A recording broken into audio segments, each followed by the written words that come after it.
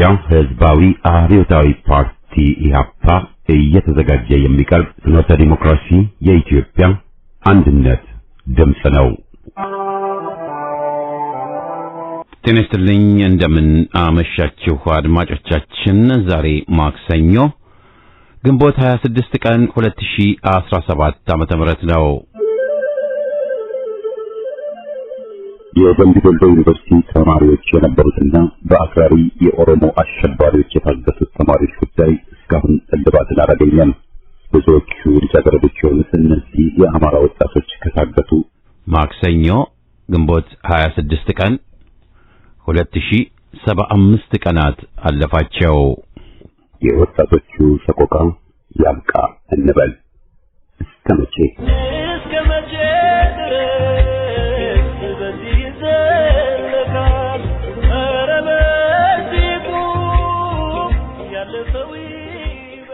ዝግጅታችንን በዜና እንጀምራለን። በማስከተልም በሬን በአሞሌ ሐቀኛን በካራ የሀገር ብተና ፖለቲካ በሚል ርዕስ የቀረበ ጽሑፍ እናሰማለን።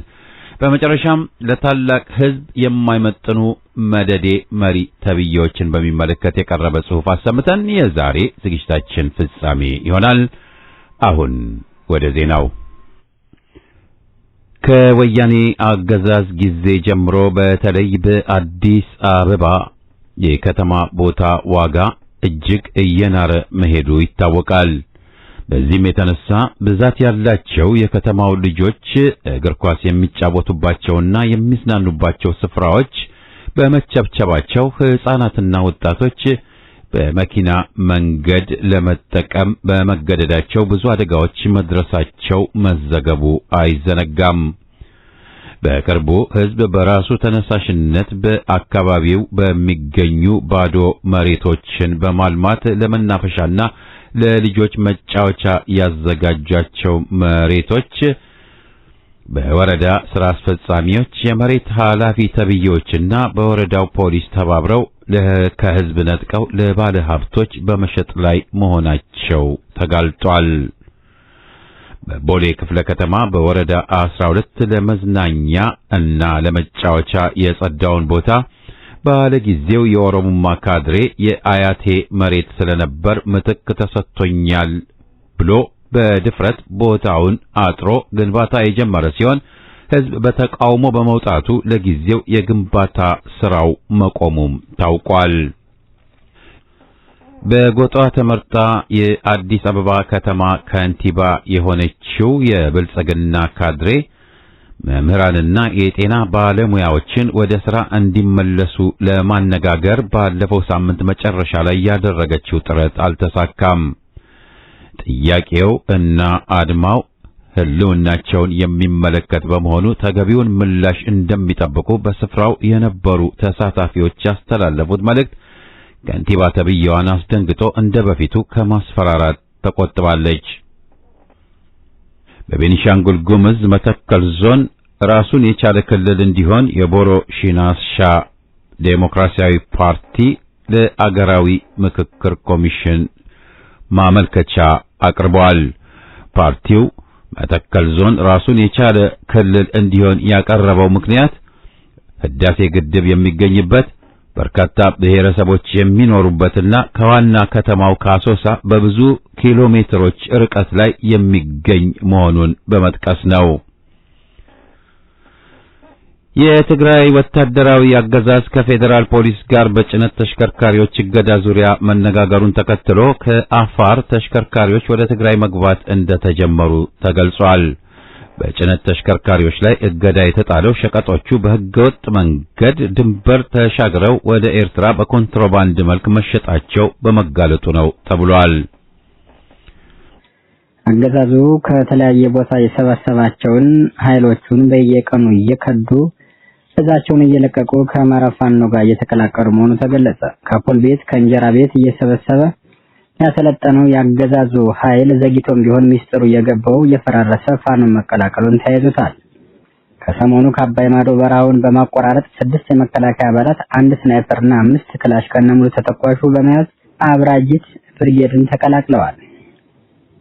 ወቅታዊ ጉዳዮችን አስመልክቶ የባሶ ሊበን ወረዳ አብራጅት ብርጌድ አውጥቶት የነበረውን የተሽከርካሪዎች እገዳ ከዛሬ ጀምሮ ላልተወሰነ ጊዜ እግዱን ያነሳ ስለሆነ አሽከርካሪዎች በሁሉም የቀጠና መንገዶች መንቀሳቀስ እንደሚችሉ ይፋ ሆኗል።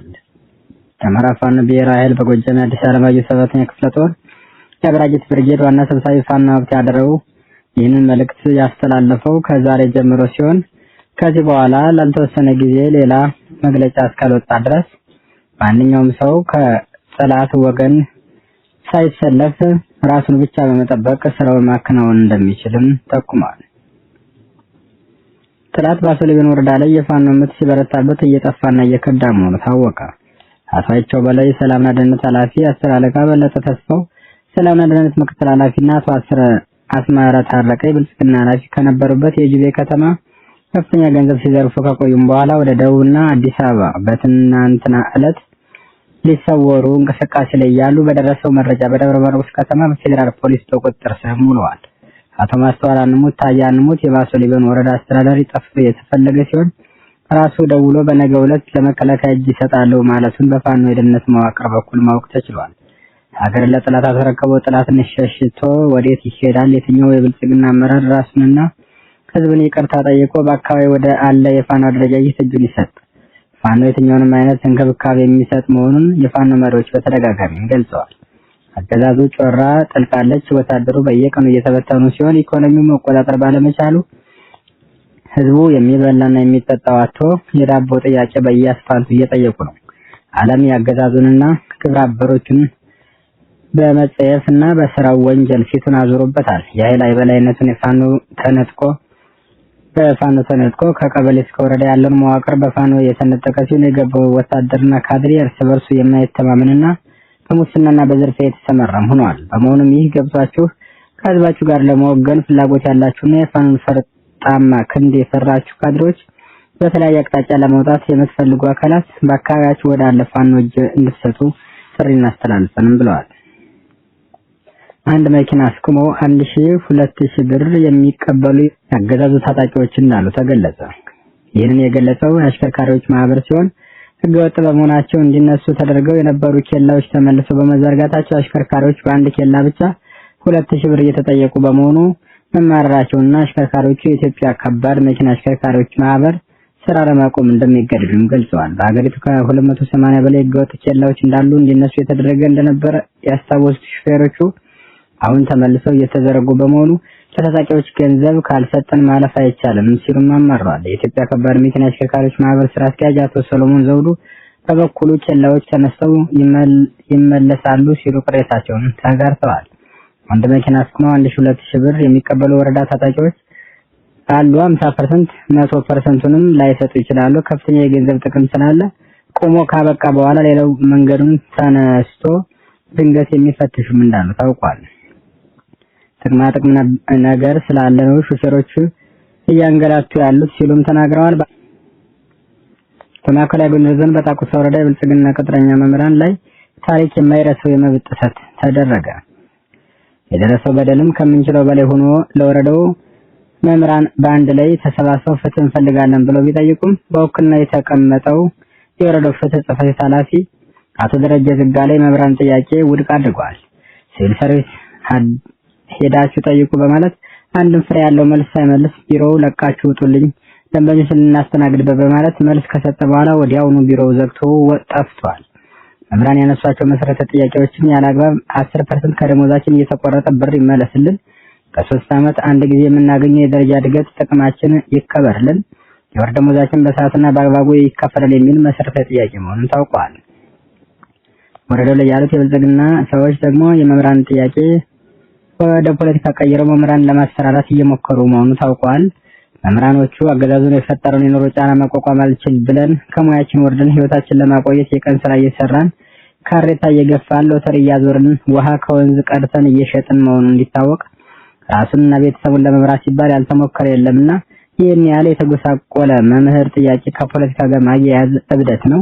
የምር ኢትዮጵያ ውስጥ የመምህርነት ሙያ በእኛ ይብቃ ባይነን በግላችን እውነታውን ዓለም እንዲያውቅልን ድምጽ የሚሆንን የሚዲያ አውታር እንፈልጋለን ሲሉ ምሬታቸውን ገልጸዋል።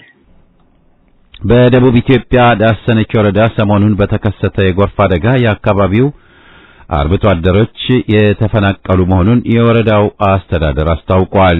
የጎርፍ አደጋው የተከሰተው የኦሞ ወንዝ መደበኛ የመፍሰሻ አቅጣጫውን ለቆ በመውጣቱና የቱርካና ሐይቅ የውሃ መጠን በከፍተኛ ደረጃ በመጨመሩ እንደሆነ ተገልጿል። የቱርካና ሐይቅ ሙላት በወረዳው አስተዳደር መቀመጫ አሞራቴ ከተማ ላይ ከፍተኛ የጎርፍ ስጋት ደቅኗል። በአካባቢው ከፍተኛ የመሬት መሰንጠቅም እየተከሰተ መሆኑ ተገልጿል። ግብጽ የአባይን ወንዝ በመጥለፍ በረሃ ላይ ጂሪያን የተባለ አዲስ ግዙፍ ከተማ ልትገነባ መሆኑን ሮይተርስ ዘግቧል። በዓመት ወደ ግብጽ ከሚፈሰው የአባይ ወንዝ ውሃ ውስጥ 7 በመቶውን አቅጣጫ በማስቀየር ወደ አዲሱ ከተማ እንዲፈስ ለማድረግ እንደታቀደ ዘገባው ጠቅሷል። አዲሱ ከተማ ከካይሮ 42 ኪሎ ሜትር ርቀት ላይ በ6.8 ሚሊዮን ስኩዌር ሜትር ላይ የሚገነባ ሲሆን በከተማው አካባቢ ለሚካሄዱ ግዙፍ የመስኖ እርሻዎች ከወንዙ በቀን 10 ሚሊዮን ኪዩቢክ ሜትር ውሃ ወደ ከተማው አካባቢ ይፈሳል ተብሎ ይጠበቃል። ዜናው በዚያ በቃ።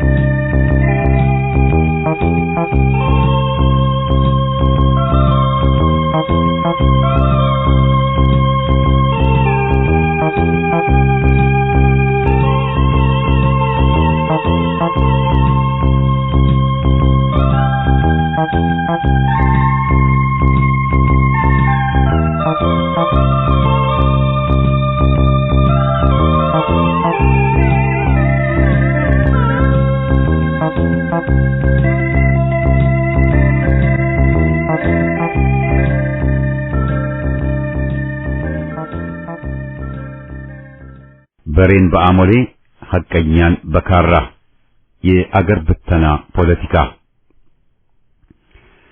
ይህ አስነዋሪነቱና አስከፊነቱ በየጊዜው ተደጋግሞ የታየ ነበር። አሁንም ተጠናክሮ ቀጥሏል። ለምን ቢባል ኃይለኛ አባያ በሬን በአሞሌ አታለው እንደሚይዙት ሁሉ ለሆዳቸው ብለው አገርን በደላላነት ለባዕድ ጥቅም አሳልፈው የሚሸጡ በአሁኑ ጊዜ ዶክተር፣ ፕሮፌሰርና ኢንጂነር ተብዬ አባያ በሬ የባዕድ ቅጥረኛ ሞሌላሾች እጅግ ተበራክተዋል። በእነኚህ የክደት ፖለቲካ ደላላነትና ተንበርካኪነት የሀገራችን ሕልውናዋ ከፍተኛ አደጋ ላይ ወድቋል።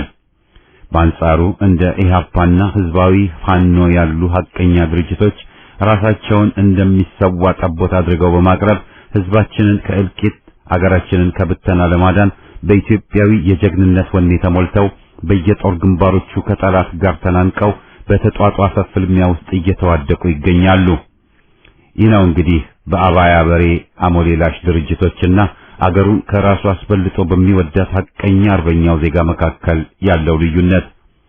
ሐቀኛው ለአገሩና ለተተኪው ትውልድ በማሰብ ውድ ሕይወቱን አሳልፎ ሰጥቶ ሲታደጋት፣ አሞሌላሽ ድርጅት ግን በህዝብ ሞትና ሰቆቃ ነግዶ ለመበልጸግ የሚመኝ ነው ነውረኛና ከሃዲ መሆኑ ነው። ለነገሩማ ሆድ የሚባል መቅሰፍት ከፋፍሎን እንጂ ሁላችንም እኮ የአንድ አገር ዜጋዎች ነበርን። ብቻ በነበር ቀረ እንጂ። ጀነራል መንግስቱ ነዋይና ወንድሙ ገርማሜ ነዋይ በጊዜው ከፍተኛ ዕውቀትን ከምዕራቡ ዓለም ቀስመው ወደ አገር ከተመለሱ በኋላ ባገኙት ሹመትና ሀብት ረክተውና ተንደላቀው መኖር ሲችሉ ግን ይህንን ለማድረግ የዜግነት ሰብዕናቸው ሊቀበለው አልቻለም። ኋላ ቀር አገራቸውን በስልጣኔ ለማሳደግ ዓላማ ሰንቀው ተንቀሳቀሱ እንጂ ከጅማሬው ይህ አካሄዳቸው ባይሳካ ዋጋ እንደሚያስከፍላቸው ጥርት አድርገው ያውቁት ነበር። ሆኖም አገር ከራስ ትበልጣለች ብለው ያለማወላወል ውሳኔያቸውን ገፉበት።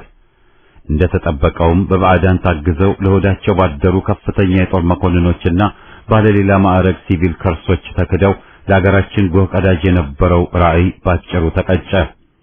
የድግግሞሽ በሂደት ብዙ ጀግና አርበኞቻችንንና ሐቀኛ ታጋዮቻችንን አሳጥቶናል።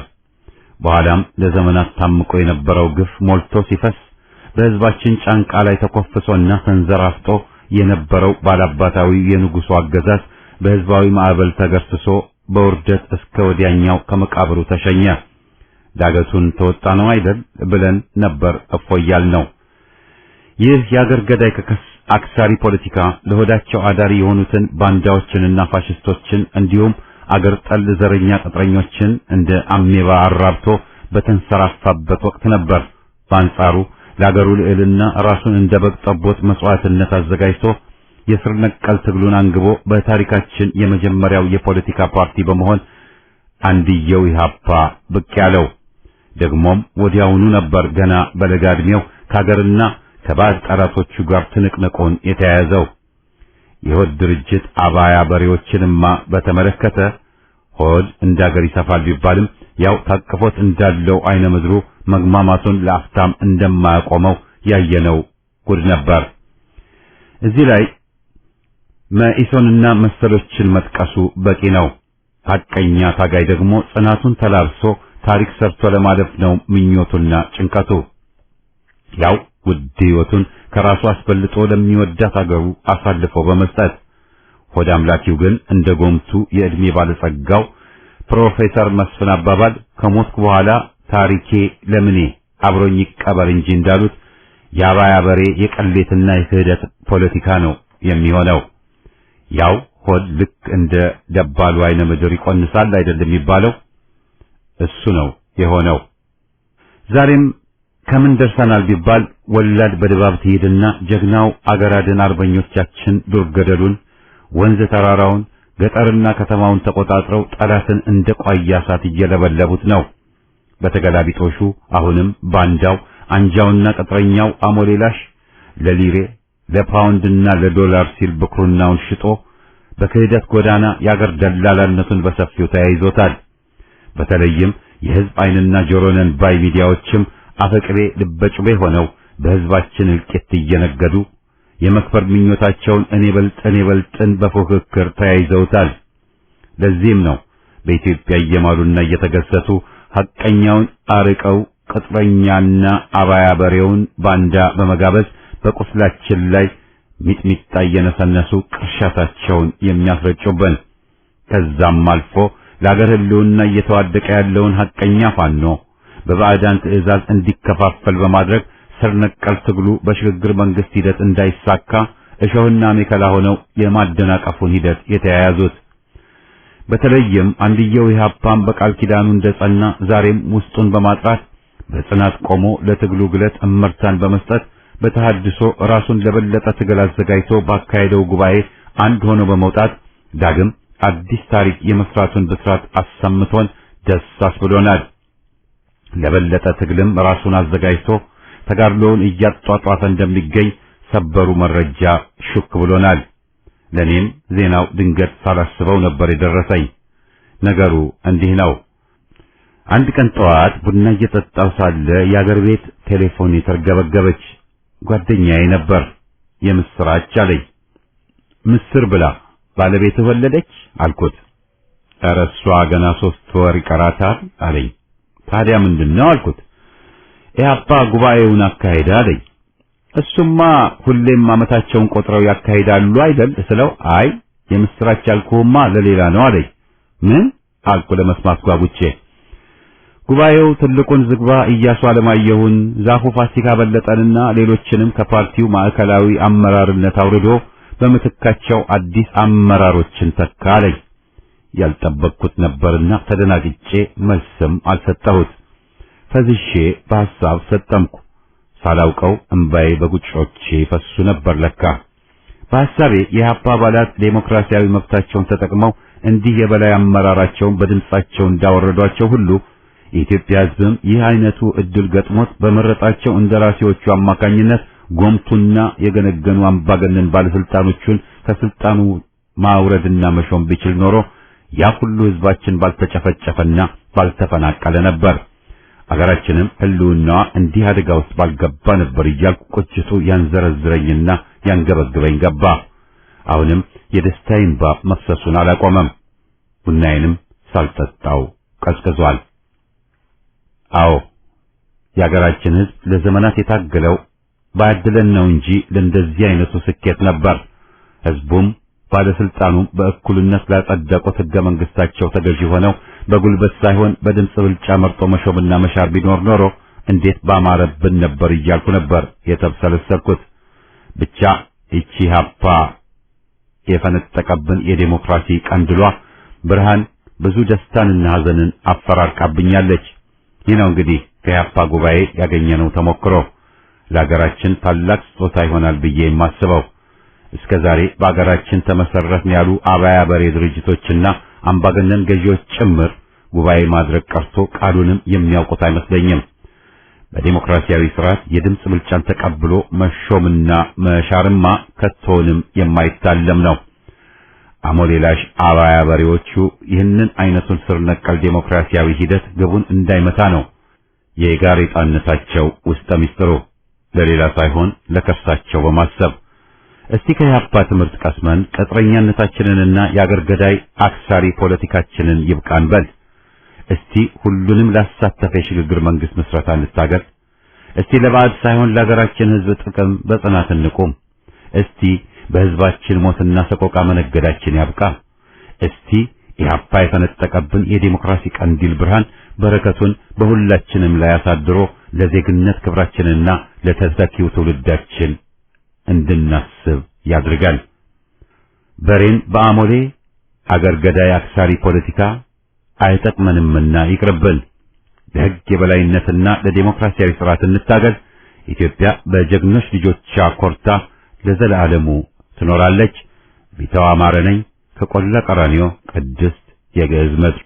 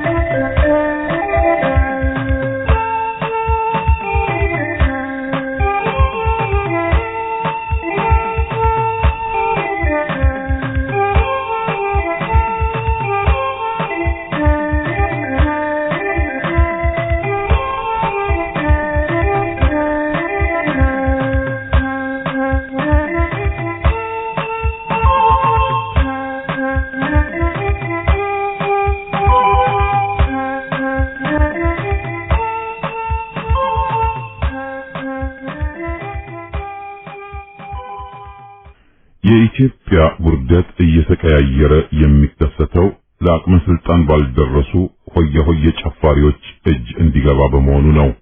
አብይ አህመድ ኢትዮጵያውያንን ለማስተዳደር ችሎታውም አቅሙም እንደሌለው ኢህአፓ ደጋግሞ ሲገልጽ በቸልተኝነት የተመለከቱ ለሆዳቸው ያደሩ ስልጣን መርቃኞች፣ ኮንዶሚኒየም አላሚዎች የሆኑ ሁሉ ተቃውመውታል። ኢህአፓ እውነት በመናገሩ የየመንግስታቱ አሸርጋጆች በሚያደርሱበት የስድብ ናዳ የስም ማጥፋትና ውንጀላ ከህዝብ አጋርነቱ ፈቀቅ አለ ማለቱን ደጋግሞ አሳይቷል። የሽግግር መንግስት ምስረታ የኢህአፓ ዋነኛው መፈክር እንደሆነ ዴሞክራሲና ሰላም ከዚህ ውጭ እንደማይመጣ ጠንካራ አቋም ያለው ለመሆኑ የባዕድ አገሮች ሳይቀሩ ያውቁታል። በሀገር ውስጥ ማንም ይህን የማያውቅ ዜጋ የለም። ይሁን እንጂ ከኢህአፓ ጋር የሚገዳደሩ በውጭም ሆነ በውስጥ አፍራሽ ሚና ሲጫወቱ ተስተውለዋል። የሽግግር መንግስት ጥያቄን ያፈለቁት እነሱ እንደሆኑ በማድረግ በራሪ ወረቀት የበተኑም አሉ። ሐሳቡን በማስፋፋት ደረጃ ቅዋሜ አይኖርም። ግን ንጥቂያው ለምን? ባለቤትነቱን ለመለወጥ ለምን ተፈለገ? ይህ አይነቱ መፈክር ነጠቃ በራስ እጅ አስገብቶ ለማደብዘዝ የሚያስችል መሆኑ የሚጠፋው የለም። ማዕህድን ከውስጥ ሆነው የቦረቦሩት ተመሳሳይ አርማ አንግቦ በመታየት ነበር። ኢህአፓን በዚህ አይነቱ ተራ ድርጊት መፈተን ራስን አለማወቅ ነው። አሁንም ፕሬዝዳንት ባይደን ከቀልባቸው ሆነው የሽግግር መንግስትን የሚጠይቁ ከሆነ እልል በቀምጤ። የኢህአፓ የዘመናት ትግል የኢትዮጵያ ሕዝብ ይበል ይናገር፣ ዴሞክራሲያዊ መብቱ አይታፈን፣ በአገሩ ጉዳይ ላይ የመወሰን መብቱ ይረጋገጥ የሚል መሆኑ በኃያላን ገዢዎች ጆሮ ሲያቃጭል የቆየ ነው።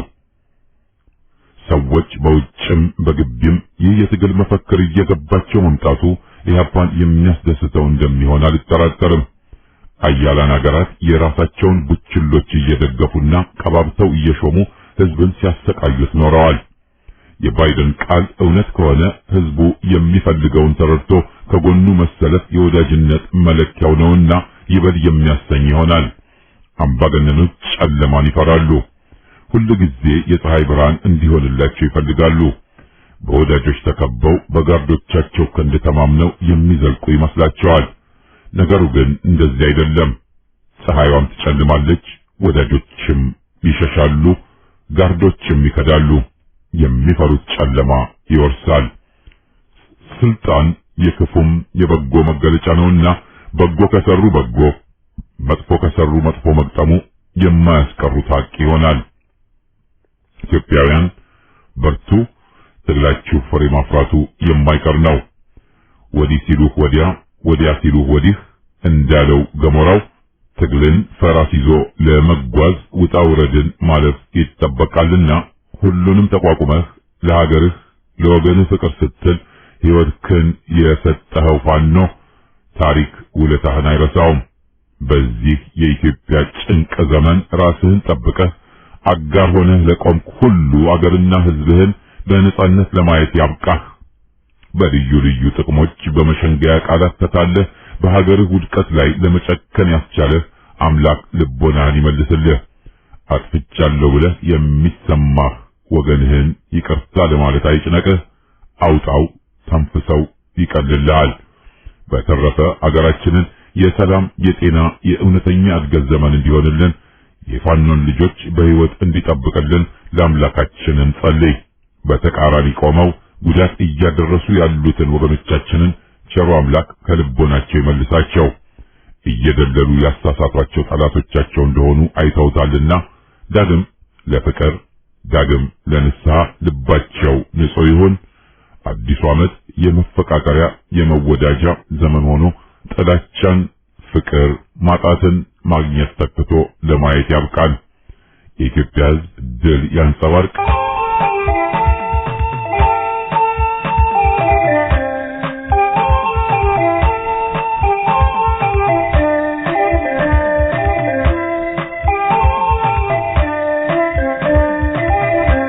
ሾፍ ሆኖ ይውጋኝ ቅዱስ ዓላማዬን ቃሌን ክጄ ብገኝ ቃል ኪዳኔን ሸጬም ክህደት ካተረፍኩኝ የታጋይ ጀግና ደም ጎርፍ ሆኖ ይውሰደኝ። አዎ ጎርፍ ሆኖ ይውሰደኝ። ከሳት ባህር ልግባ አቃጥሎ ያንድደኝ ያክስለኝ እንዳመድ ምን ጊዜም ማረባ። ደግሞም እንዲህ ይሁን የታጋይ ንጹሕ ደም በብሪት ካስረገጠኝ ወግ ማረጌን ትቼም አንጃነት ካማረኝ እረ የዚያ ትውልድ የዚያ ታጋይ አጥንት እሾህ ሆኖ ይውጋኝ። ድርጅቱን ከርተው ከወጡ ከ11 ዓመታት በኋላ የከዱትን ድርጅት ስም ወያኔ መርቆላቸው ወደ አገር ተመልሰው ራሳቸውን ላዋረዱ አንጃዎች። አድማጮቻችን ይህ በማስከተል የምትሰሙት ጥራዝ ነጠቁን ኮሎኔል በሚመለከት የቀረበ ጽሑፍ በፍኖተ ዴሞክራሲ ለመጀመሪያ ጊዜ የተላለፈው በመስከረም ወር 2011 ዓመተ ምህረት ነበር።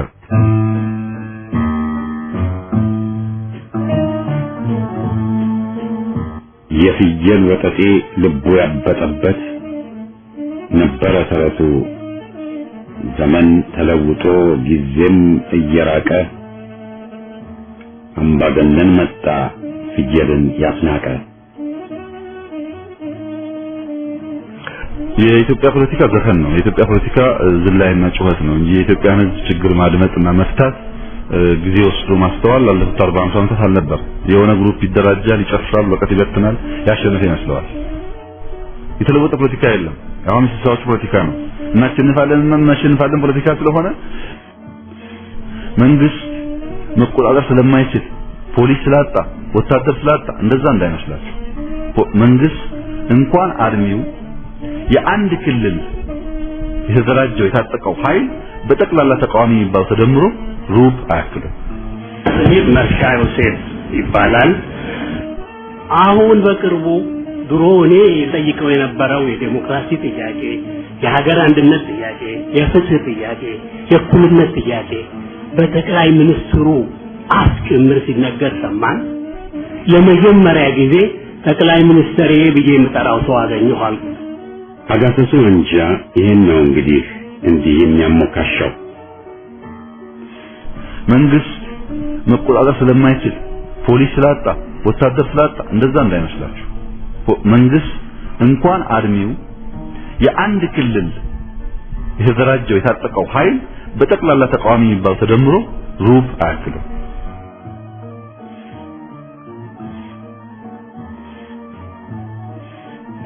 ይህ እናቴ ትነግሳለህ አለችኝ የሚል ግብዝ ስለራሱ ሲያወራ ስሙት እስቲ። በሰላምኑ ተቃቅፈን ተነጋግረን ተወያይተን ለህዝባችን ነግረን አሸናፊ የሆነው ኃይል ደግሞ ያስተዳድር፣ ግን እንዳይገዛ። አሁን ሳያሸንፍ የመግዛት ዝንባሌ የሚያሳይ ድርጅት ያሸነፈ እንደሆነ ምን ሊሆን እንደሚችል ደግሞ መገመት አንቸገርም ማለት ነው። እና ገዢነት ያንገበገበን ሰዎች ረጋ ብለን በሐሳብ የምናሸንፍና በሰላም የምናገለግል እንድንሆን ልቡና ይስጠን ነው የምለው እንጂ ምንም ጥቅም የለውም። ይሄን ሶስት እየተኩሰት በትነዋል፣ ችግር የለውም። ግን ለዛ ለሚያስፈልገው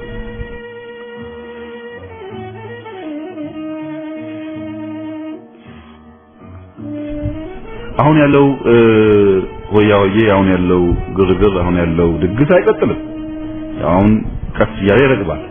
ሲረግብ እውነተኛ ነገር ሰው ዲማንድ ያደርጋል፣ ህዝብ ዲማንድ ያደርጋል። እውነተኛውን ነገር መዘጋጀት መወያየት አለብን። ይህ መርሻ ዮሴፍ ይባላል። ለመጀመሪያ ጊዜ ጠቅላይ ሚኒስትር ብዬ የምጠራው ሰው አገኘኋል። ሰው አስተዋይ መሆን ያለበት ነገር የትኛውም ጫፍ የፖለቲካ ሐሳብ ያለው ኃይል ሲመጣ ሁሉም ኢትዮጵያዊ መቀበል አለበት። ገንጣይም ጸረ ኢትዮጵያም የበደልና አርባ ጉጉ ነፍሰ ገዳይም በምንጫ አማራና ክርስቲያንን አጠፋለሁ ባይም የሻዕቢያ ጥገቶችና ጠቅላይ ምናምኔን አገኘው ባይ አንጃ ተባዮችን ማለት ነው። ተቦተለከ ነው የሚባለው።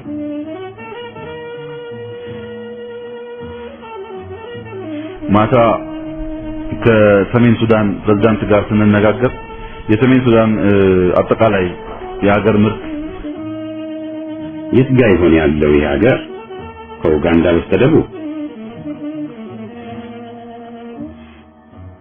የሰሜን ሱዳን አጠቃላይ የሀገር ምርት እና ምን አለ ብንደምረው አልኳቸው። የምናውቀውን ሱዳን ከሆነ የደመራችሁለት ለም መሬት አነሳው።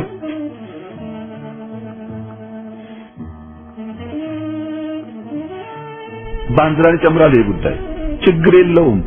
ባንዲራ በጣም ቀላል ነገር ነው። ብዙ ዓለም ላይ ባንዲራ እየተቀያየረ የኖረው የአሜሪካ ባንዲራ ዛሬ የምናየው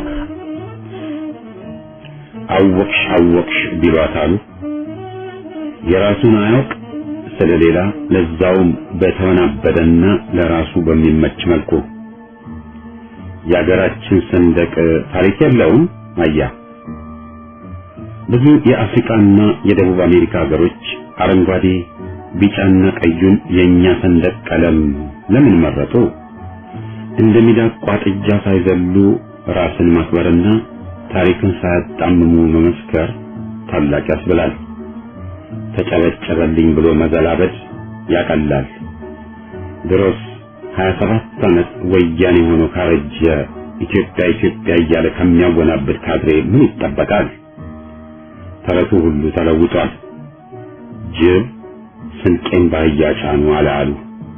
ለዛውም ለሚያውቁት ሀገር። አይ ዘመን፣ አይ ንቀት። እና ምን አለ ብንደምረው አልኳቸው።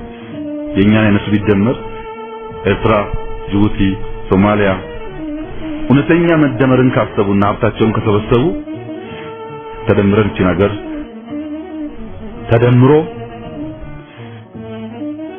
ሞኝ ያገኘው ፈሪጥ ውሻ ያገኘው ሊጥ አሉ።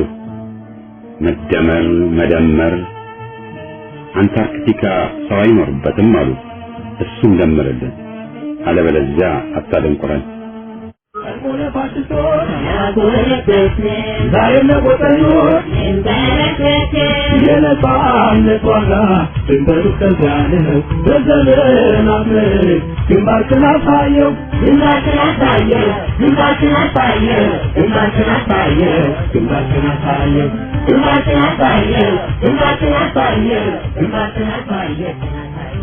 ለመድብ ለፓርቲ ቀድሞ የታገለ የቀይ ተፋላሚ ቀድሞ ያታገለ ሕግ የበላይ ይሁን ብለህ ያስተማርከው ሉዓላዊነትን በክብር የያዝከው የአገር ክብር መላሽ ኢህአፓ እውነት ነው የሕዝብ ተስፋ ነህ ግንባርህን አሳየ ግንባርህን አሳየ ግንባርህን አሳየ ግንባርህን አሳየ ግንባርህን አሳየ ግንባርህን አሳየ ግንባርህን አሳየ ግንባርህን አሳየ ግንባርህን አሳየ ቅንነት የሞላው ሁሉንም ያቀፈ ዓላማው በጥናት በግልጽ የተጻፈ ለፍትህ የቆመ በደልን የጠላ የጨለማው መብራት የእውነት ብርሃን ፋና እምነት፣ ጽናት፣ ፍቅር ኢትዮጵያዊነት ነው። እናሸንፋለን። ግንባርህን አሳየ